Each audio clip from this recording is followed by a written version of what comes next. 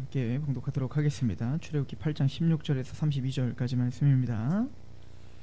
시작. 여호와께서 모세에게 이르시되 아론에게 명령하기를 내 지팡이를 들어 땅에 티끌을 치라 하라. 그것이 애굽 온 땅에서 이가 되리라. 그들이 그대로 행할세.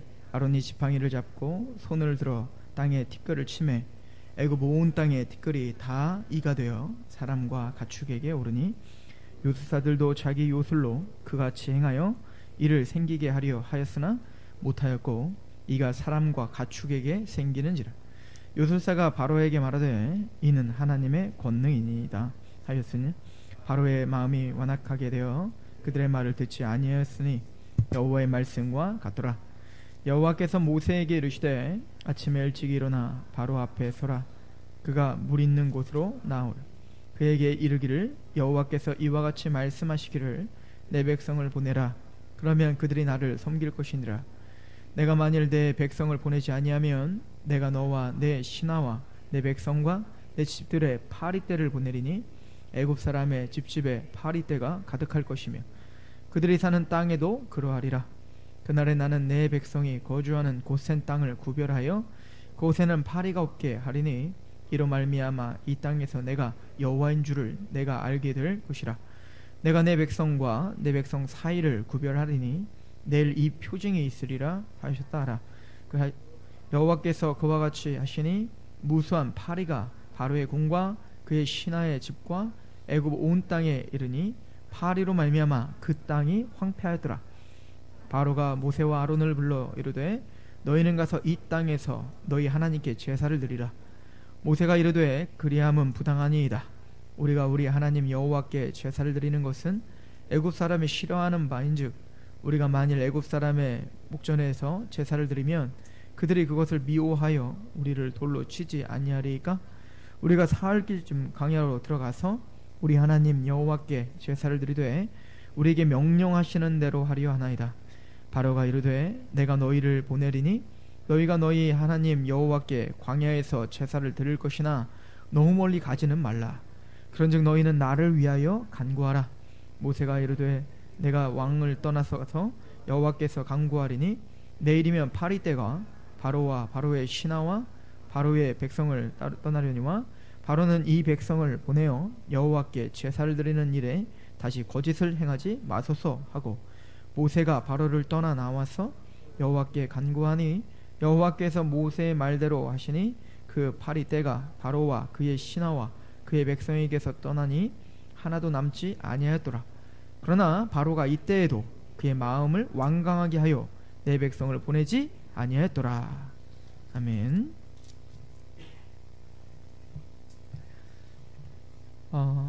피해 재앙과 개구리 재앙이 끝난 이후에 바로는 또 완악한 마음으로 하나님 말씀 앞에 순복하지 않고 또 고집을 부려 하나님은 이제 세 번째 재앙, 즉 이의 재앙이죠. 그리고 네 번째 재앙, 파리의 재앙을 보내게 됩니다. 그 내용을 우리가 같이 상고할 건데요.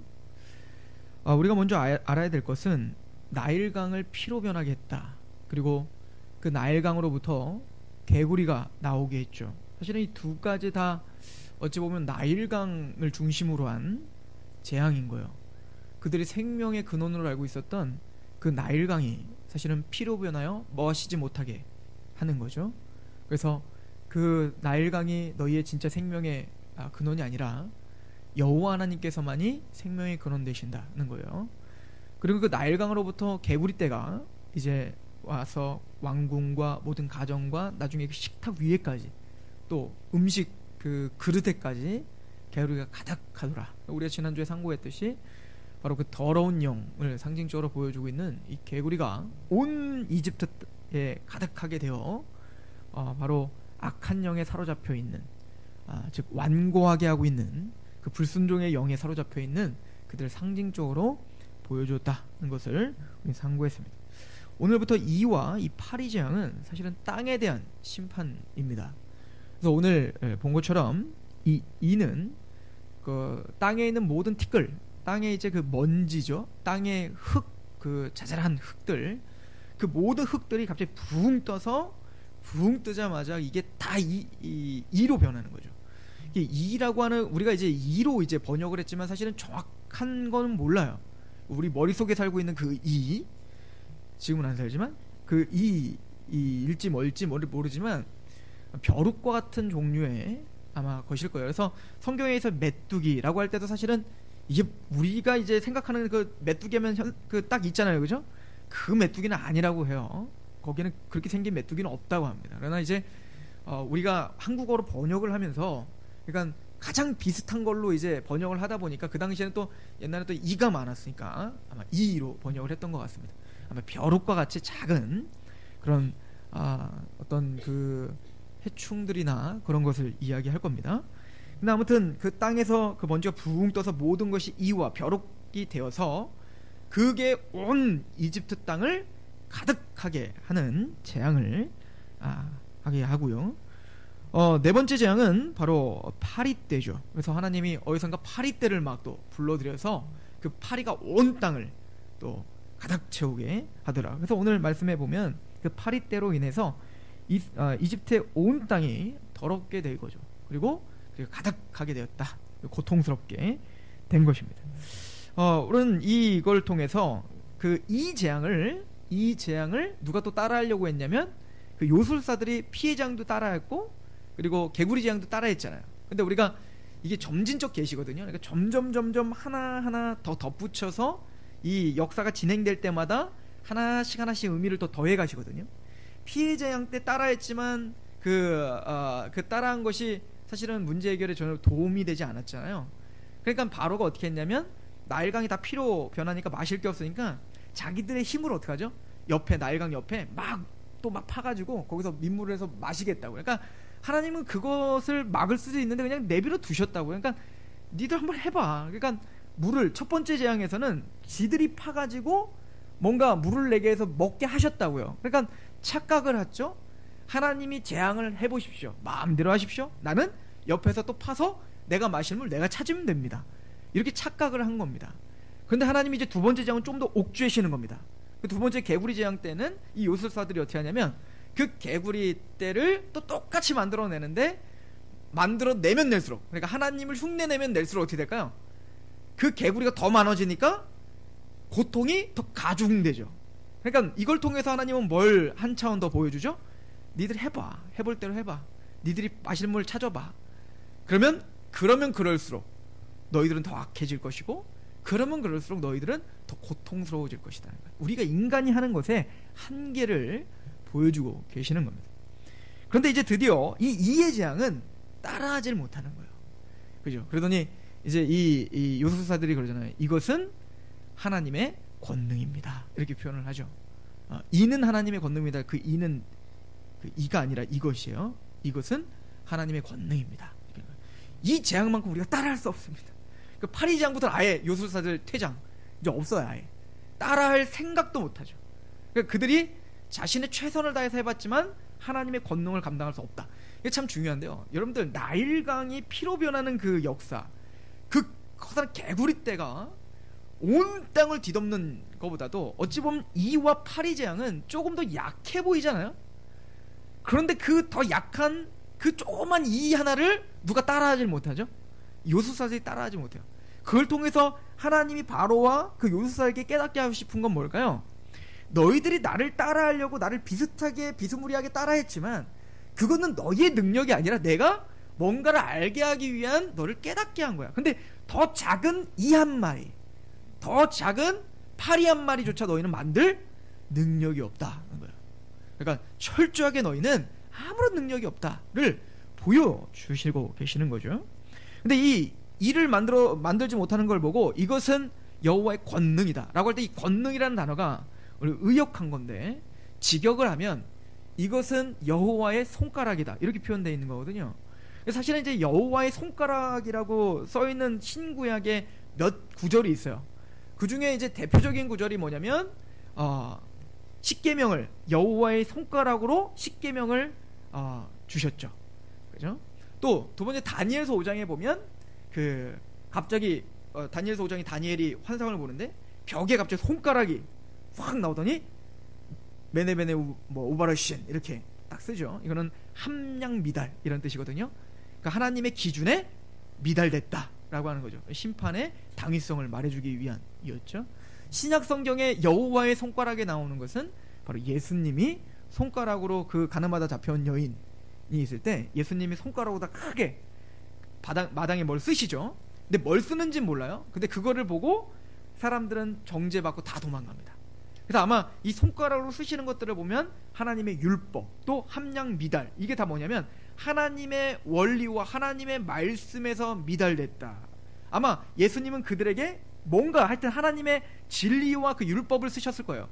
그걸 보고 스스로 뭐요? 죄인인 걸 알아? 더 이상 예수님에게 대항하지 못하고 다 도망가죠. 그때 이제 그 여인에게 나도 너를 정죄하지 않는데 누가 너를 정죄하겠니? 그죠? 그러니까 사실은 이 하나님의 권능의 말씀에 부합될 수 있는 자가 없는 거예요. 그 권능의 말씀에 부합될 수 있는 자는 오직 누구예요? 은혜를 입은 자밖에 없는 겁니다.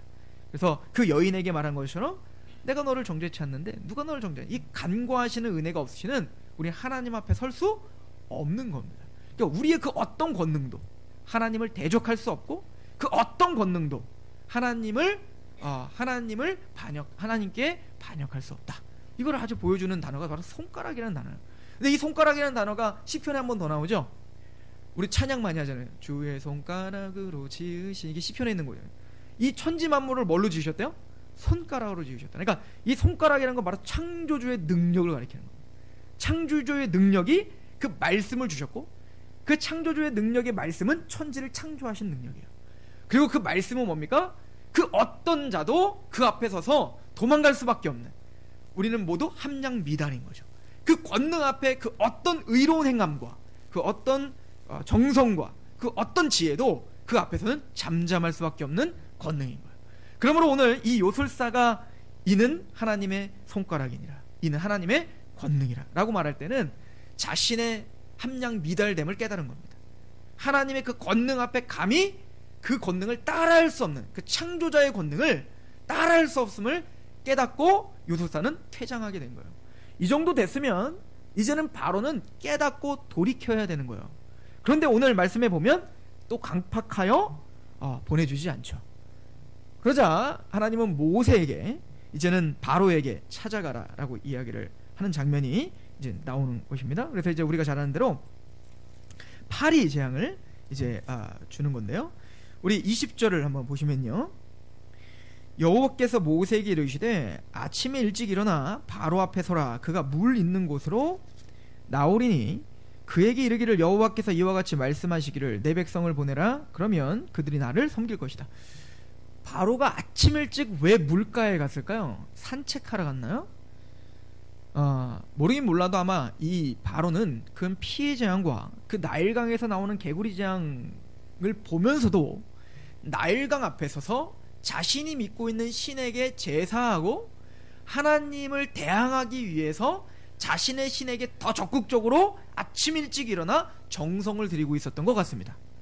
그거에 대항하여 하나님은 모세에게 아침 일찍 일어나 너도 어디를 가라는 겁니까?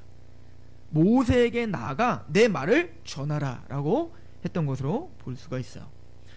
제가 새벽 예배 오면은 우리 새벽 예배 시작하는 시간과 거의 비슷하게 여기 이제 불이 켜지면서 막 뛰어요. 여기 옆에 용전당에서 막 뜁니다. 인간의 그 육체의 건강을 위해서 모든 걸 포기하는 거죠. 제가 가만히 생각해봐요. 저기서 저렇게 새벽부터 뛰려면 몇 시에 잘까 저 사람들? 분명히 아침에 뛰기 위해서 저녁을 포기할 거란 말입니다. 그죠? 게다가 아침에 그렇게 뛰는 사람이 밤에 그렇게 폭식하겠어요? 그러니까 절제하며 자신의 어떤 육체적인 건강을 위해서 잠을 포기하며 아침 일찍 일어나 저렇게 뛸 거란 말이에요.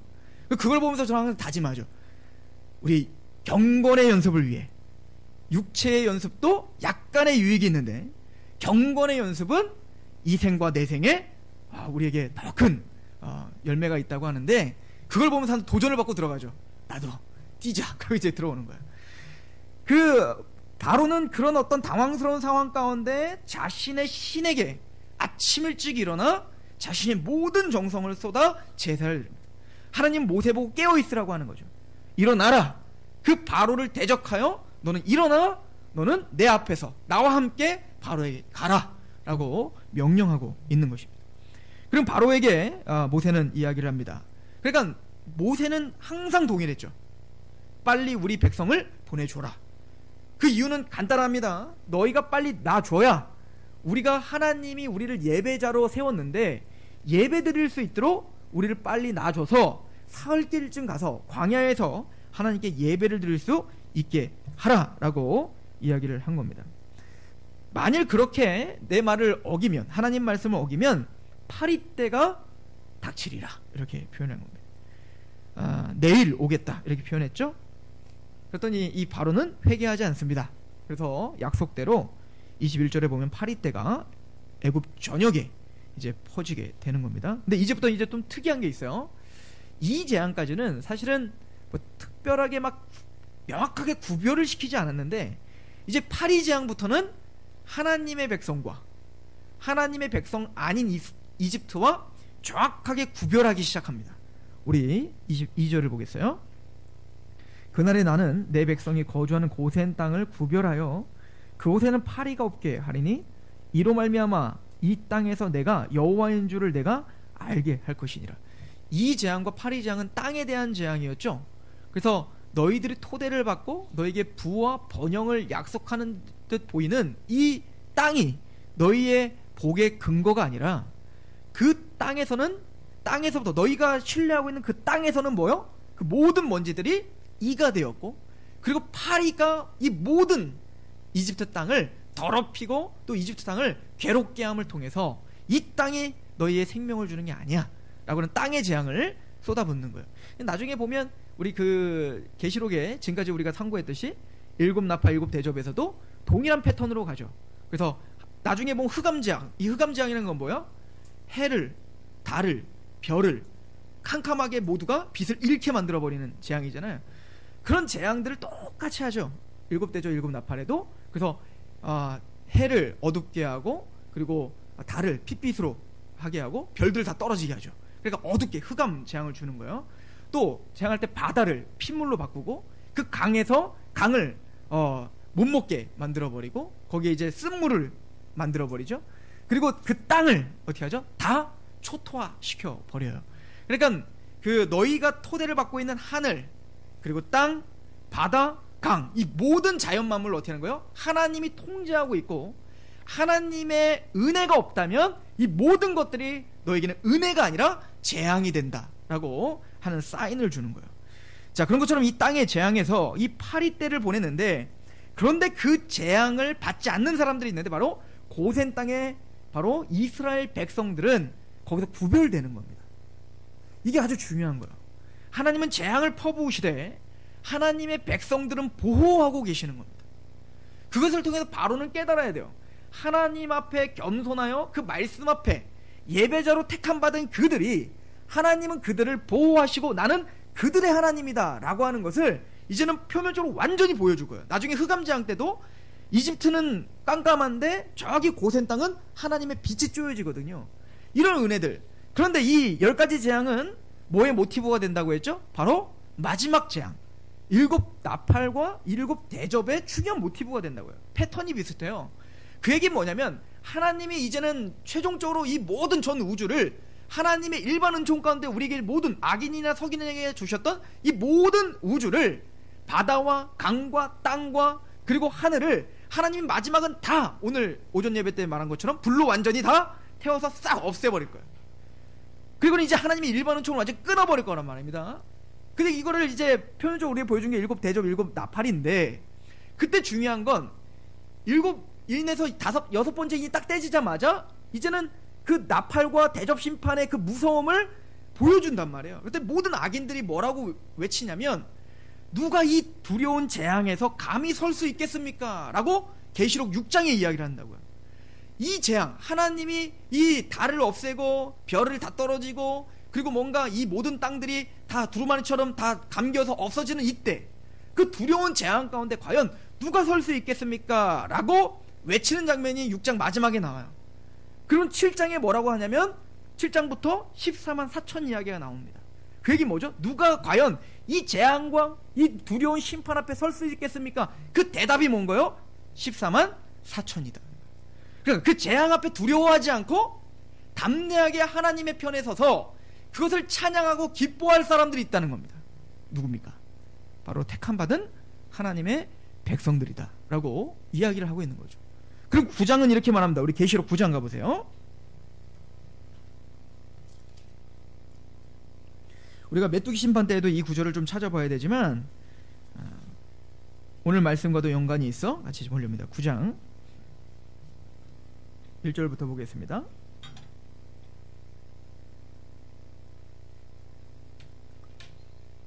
다섯째 천사가 나팔을 불매 내가 보니 하늘에서 땅에 떨어진 별 하나가 있는데 그가 무저갱의 열쇠를 받았더라.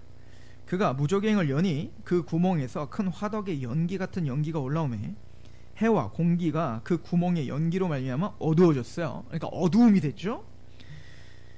또 황충이, 이 황충은 메뚜기 떼와 같은 겁니다. 그래서 나중에 메뚜기 재앙과 이게 연결되어 있는 재앙이에요. 황충이 연기 가운데로부터 땅 위에 나오매 그들이 땅에 있는 전갈의 권세를 같은 권세를 받았다. 그러니까 이 악한 이 영들은 황충과 같이 나중에 군대가 되어서 전투적으로 어떻게 해요? 완전히 몰살시킬 겁니다. 이 땅의 악인들을 철두철미하게 몰살시키고 그리고 공격을 하게 돼요. 자, 그런데 보세요. 4절 같이 한번 읽어보겠습니다. 시작. 그들에게 이르시되 땅에 풀이나 푸른 것이나 각종 수목은 해하지 말고 오직 이마에 하나님의 인침을 받지 아니한 사람들만 해하라 하시더라는 거예요. 그런데 그들은 하나님께 권세를 받아 그들은 악인들을 괴롭히고 심판하는 권세를 받고 나왔는데 이 악함의 이 권세가 누구는 건드리지 마라? 하나님의 인을 맞은 자들은 건드리지 마라 라고 하는 것이죠. 즉 하나님의 인 맞은 자, 이미 7장에 누구를 설명했어요? 14만 4천 택함받은 하나님의 백성들, 하나님의 어린 양의 피에 옷을 빨아 구속을 경험한 새 노래를 하는 사람들, 즉 우리를 가리키는 겁니다. 구원받은 여러분과 저를 얘기하는 거예요. 즉 그 어린 양의 피에 구속의 경험, 구원의 확신을 가진 하나님의 백성들은 건드리지 말고 그 이마에 하나님과 어린 양의 이름이 새겨진 자, 이게 인입니다. 이거는 에베소서 1장 13절에 말한 것처럼 그리스도의 복음을 듣고 또한 믿어 성령의 인치심을 받았다 할 때 그 인인 거예요. 성령님은 여러분들의 이마와 그 심장에 즉 하나님과 어린 양의 인을 치셨다고요. 여러분들 눈에는 안 보이는데 하나님의 눈에는 여러분들의 인에 누구 이름이 새겨져 있다고요? 하나님과 어린 양의 표가 새겨져 있다는 거예요. 그 당시에는 표가 새겨져 있는 사람들이 이마와 이 어깨 같은 데다가 문신을 하는 사람들이 있었다고요. 그 문신은 뭐냐면 노예의 상징인 거예요. 노예와 군인들에게 이제 그 문신을 새기거든요. 그러니까 예를 들어 노예 같은 경우는 그 이마에 많이 새겼어요. 즉 주인의 그 주인마다 그 가문마다 가문을 대표하는 어떤 그 표들이 있잖아요. 그래서 깃발로도 만들고 하지 않습니까? 그런 표를 뭐 주인의 이름을 새기든지 표를 새기든지 그 표를 노예의 이마에 새기는 겁니다. 즉 무슨 얘기죠? 이건 누구 소유라는 거예요. 그 주인의 소유됨을 보여주는 표가 바로 그 인인 거예요. 그런데 하나님은 14만 4천 구원받은 하나님의 백성들의 이마에 하나님과 어린 양의 이름이 새겨졌다고요. 누구 거라는 거예요? 우리가 하나님의 소유라는 거예요. 그래서 우리 보고 뭐라고 하죠? 너희는 택함받은 족속이고 왕같은 제사장들이고 거룩한 나라이고 소유된 백성이라는 거예요. 그러니까 하나님의 소유된, 그러니까 성령님이 하나님의 소유됨을 우리의 이마에 인쳐주셨다고요. 보세요. 써있나?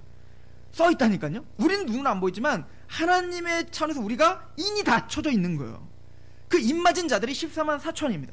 그런데 그 재앙이 올 때 그 인 맞은 자들은 털끝 하나 건드릴 수 없습니다. 그래서 요한일서는 뭐라고 하죠? 그 악한 자가 우리를 만질 수도 없다라고 표현한 겁니다. 우리의 구원을 떨어뜨릴 수가 없다는 거예요. 그래서 높음이나 기품이나 능력이나 권세자나 그 어떤 피조물도 그리스도의 사랑에서 끊을 수 없다. 왜?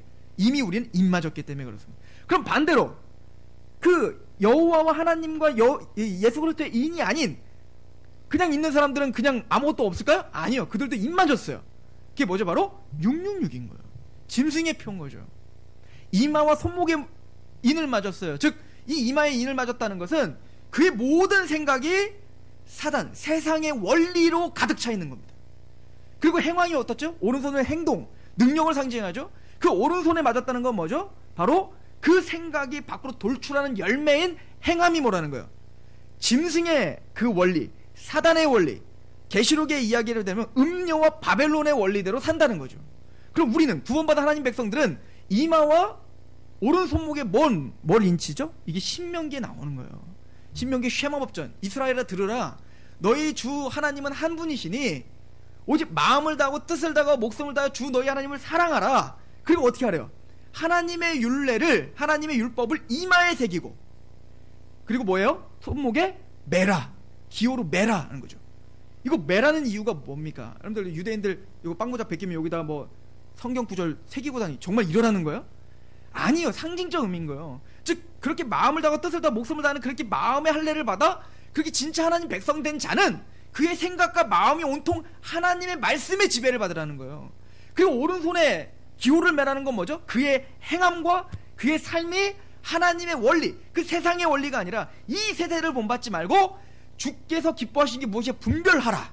주의 뜻이 무엇인가 분별하라. 그 하나님의 말씀의 원리대로 이마와 손목에 기호를 맨 자들, 이게 바로 14만 4천이죠. 그래서 14만 4천을 표현할 때 뭐라고요? 어린 양이 인도하는 대로 어디든지 따라가더라 는 거예요. 하나님 말씀대로 살더라. 이게 바로 하나님의 백성들인 거죠. 그들을 철저하게 보호하십니다. 그 재앙을 받지 않게 하는 거예요. 그럼 우리가 계시록에 있는 재앙들을 볼 때 두려워할 필요가 없는 겁니다. 그 재앙은 악인들을 위한 재앙이에요. 하나님은 구원받은 택함받은 하나님 백성들을 그 재앙에서 어떻게 하여? 10가지 재앙에서도 보호하시듯 저와 여러분들을 보호하실 것입니다. 즉 구별하시는 거죠. 이 구별이라는 단어가 이 원어에는 사실은 구속이라는 단어로 쓰여져 있어요. 그래서 사실 근데 이제 그 이집트와 이스라엘을 구별했다라고 하는 의미가 크기 때문에 우리는 의역해서 구별이라고 했지만 사실 직역해버리면 그 이스라엘을 애굽에서 이스라엘을 구속했다라고 번역하는 게 더 맞는 번역인 거예요. 그래서 사실은 조금 더 우리가 의미를 부여하자면 그들이 뭔가 잘나서 이스라엘이 뭔가 합당해서 그들을 구별시킨 게 아니라는 얘기인 거죠. 우리가 지난주에 상고해봤잖아요. 이스라엘은 40년 광야를 통해서 이미 증명돼요. 누구랑? 이집트랑 똑같다고. 나중에 이제 아모스서, 여러분들이 무슨 뭐 요엘서, 호세아서 다 읽어보세요. 거기 읽어보면 이제는 이스라엘의 역사가 이제 맞춰집니다. 이제는 모든 이스라엘의 역사가 맞춰지고 이제는 새 이스라엘을 바라보며 쓰는 게 이제 말라기, 호세아, 아모스 이런 선지서들 아니에요?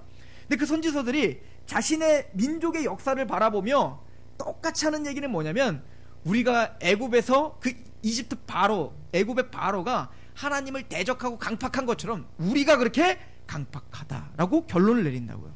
그러니까 우리는 그 10가지 재앙을 당하는 이집트 사람이나 그 바로보다 더 낫지 않다는 거예요. 단지 하나님 우리를 구속하신 거예요. 하나님이 대가 지불을 스스로 하신 겁니다. 그 표현이 나중에 뭘로 되는 거예요? 어린 양의 피, 즉 유월절로 우리에게 드러내 주시는 겁니다. 즉 자격됨이 아니라 하나님의 전적인 구속의 은혜가 있어 이스라엘을 구별하고 있음을 우리에게 보여주고 있습니다. 마지막으로 우리는 오늘 본문을 통해서 바로의 태도를 통해서 죄가 무엇인지를 알게 되는데요. 자, 이 파리 재앙이 오니까 바로가 이제 드디어 못 참겠는 거예요. 너무 두려운 거죠. 그러니까 모세를 불러서 타협합니다. 뭐라고 하냐면 제사 드리는데 이 땅에서 드려. 나가지 마. 이 뭐죠? 왠지 이게 갈등하는 거예요.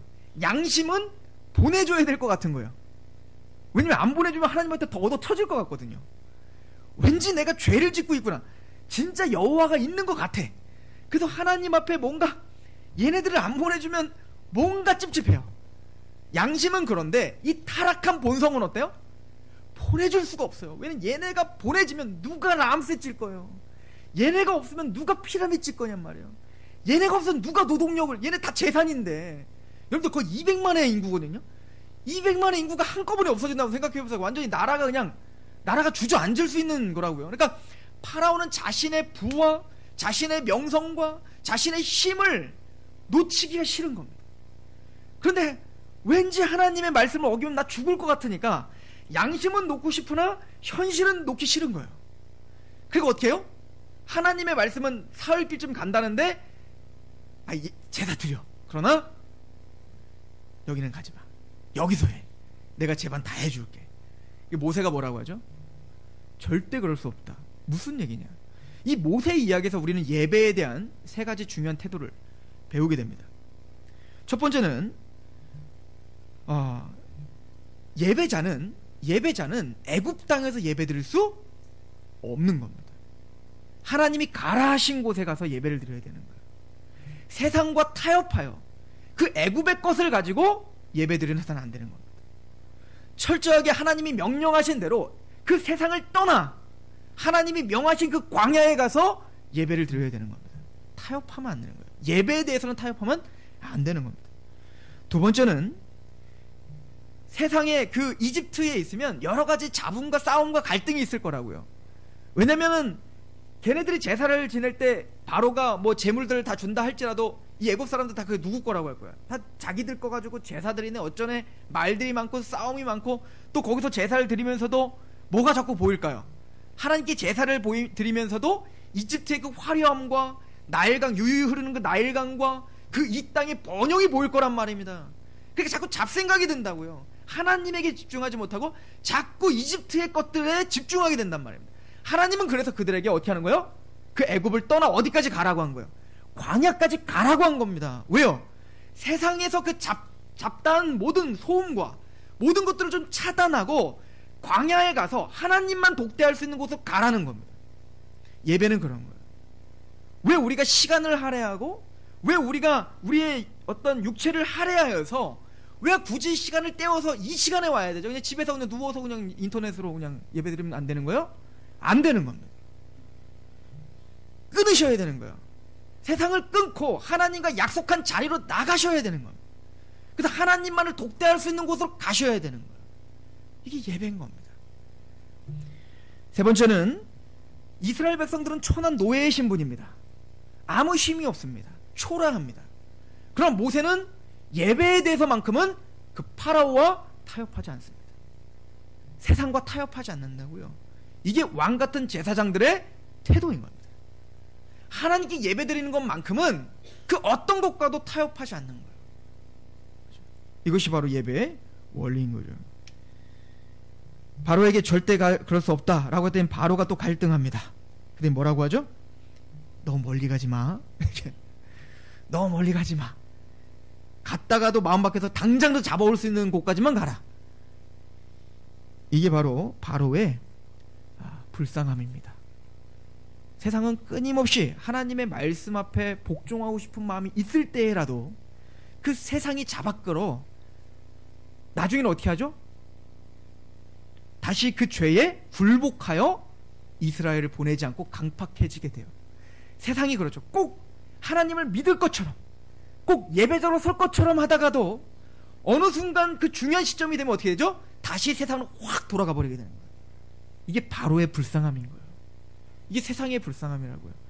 거기서 뛰쳐나와 하나님을 만나 그 하나님의 감격스러운 예배와 하나님과의 교제의 그 맛을 봐야 이제는 그것을 끊을 수 있는 힘이 생기는데, 바로는 그 문턱까지 와서 어떻게 하는 거예요? 다시금 죄에 굴복하여 다시 세상으로 갑니다. 가인이 그랬죠.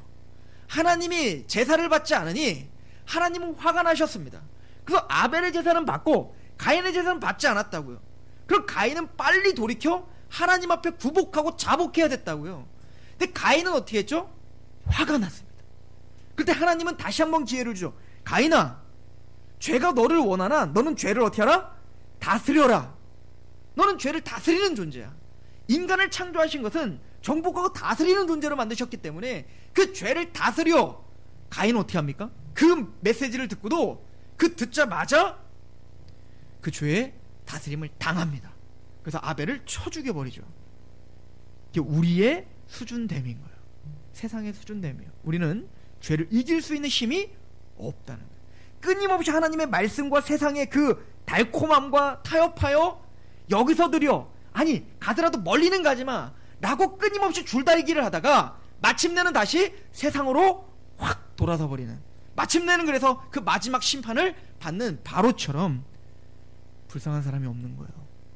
바로 우리가 만나고 있는 오늘날도 바로와 같은 사람들이 너무나 많은 거죠.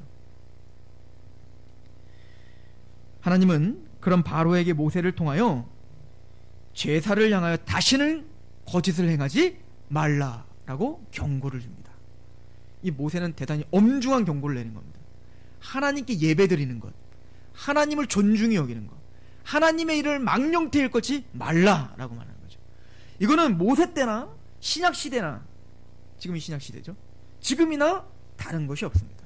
여러분들, 이거는 모세 때이기 때문에 하나님이 그 예배와 제사를 경홀히 여기는 바로에 대해서 분노하시는 거고, 오늘날은 그렇게 아무리 예수님을, 하나님을 모독하고 예배를 아무것도 가치로 여기지 않고 하나님을 속이고 성령을 속이는 것이 아무렇지도 않아 보이는 세대에 살고 있는 것 같습니까?